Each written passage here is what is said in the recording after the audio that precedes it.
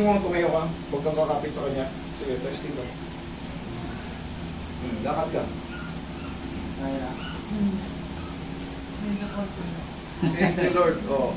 Okay na. Sabi ko sa'yo, makakatayo ka rito. Pero syempre, upo ka ulit. Upo ka.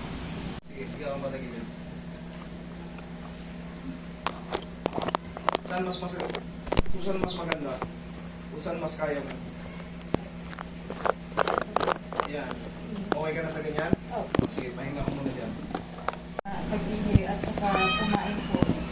Kaya hindi po makawagdanan eh. Kaya hindi na lang po ako nakababa kasi pinahilot ko po.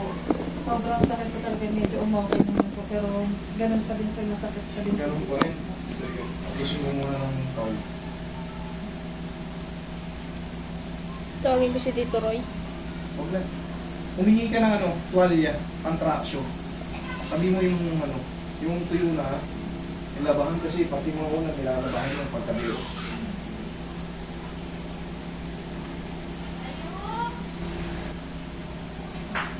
Mo yan eh. Huwag mo lang labanan, relax lang. Kayang-kaya natin yun. Kabilang side. Relax lang. Mamaya maluwag na yan. Lambutan mo lang. One more. Iba itong pectus na to. Ito yung sinasabing pectus. Yan. Ang lalabanan na. Thank you. Kupi mo. Kailangan natin to. Sige, angat. Tulungan mo siya. Sige, tulungan mo. Yan. Baba? Listen mo. Baba? Kung masyadong mataas to. Kaya? Hindi. Medyo po. Kaya? Hindi. Medyo po. O, sige. Straight. Yan. Kaya ka? Mabilis lang to. Wala tayong assistant eh. Sino nga yun? Huwag na, okay na yan. Basta huwag mo lang lalabanan, inhale, exhale lang, tatanggalin ko rin. Huwag kang matataranta, relax mo lang ha. Inhale, exhale lang. Mabilis lang po. Sige, lagay sa tiyan yung kamay. Inhale, exhale. Thank you. Diyan ka lang ha. Huwag mo iangat yung puwet mo. Hayaan mo lang ako yung umatak.